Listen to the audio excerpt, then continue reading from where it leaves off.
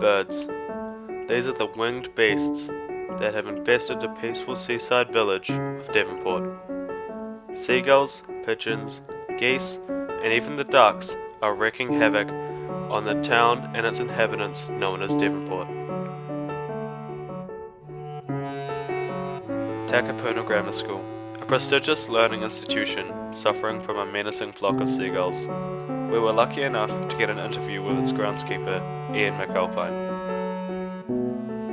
How do you feel about the seagulls at Takapuna Grammar School?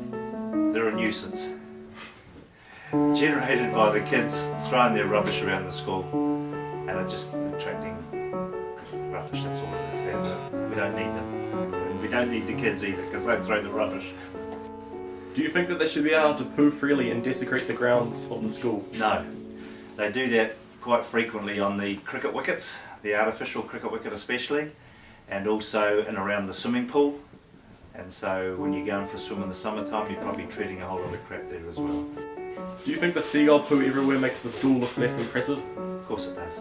Yeah, it's untidy. It's not a good look. Does seagulls create any extra work for you as the groundskeeper? Well, they're actually quite cunning because they do stand on the small white rubbish bins on the rim of them, and they'll pick out the rubbish with their beaks and just throw it on the ground until they find something of substance.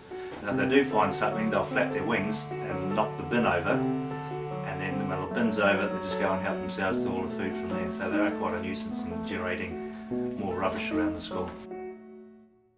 We were also able to interview two classmates of ours, Henry Dewar and Shalene Farrell, about their opinion on birds.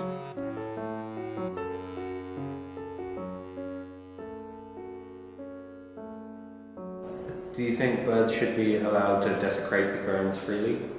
I don't think you can put a limit on a bird's desecration and its species, but like I think it is a bit annoying and it's a bit of a nuisance the way that it's just like bird crap everywhere. It is quite annoying when you don't want to step in it, and then you know people that have been crapped on, and they're like, oh, and it's like on their shoulder. It's never nice. You talked earlier about killing a swan. What would you think of a final solution for the bird problem at Takapuna Grammar?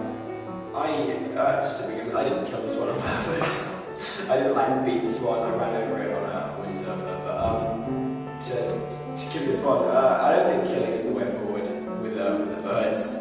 I think maybe a scarecrow. I think we should employ one of the more stupid students, and we should just pay them to stand on the field and get rid of the birds. That's what we should do. Do you think that geese are very violent? Yes. Do you think that they're a bit too violent? They're terrifying. Have you ever heard of someone being mauled, viciously attacked by a geese? Yes. Have you ever been viciously attacked by a geese? I've been chased by a geese, but I haven't been attacked because I was faster.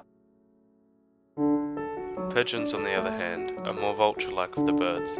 They take the scraps left by the ducks and have a certain fascination for defecating on statues.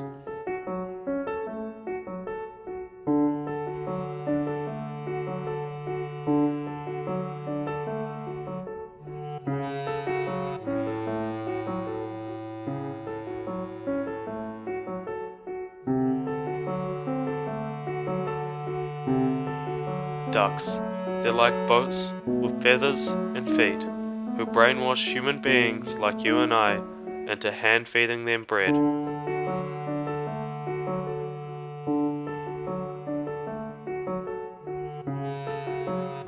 As you can see, most people agree with the general consensus that birds are like rats with wings, a menace that is tearing at the fabrics of society. Us together as a community must come together to solve this problem once and for all.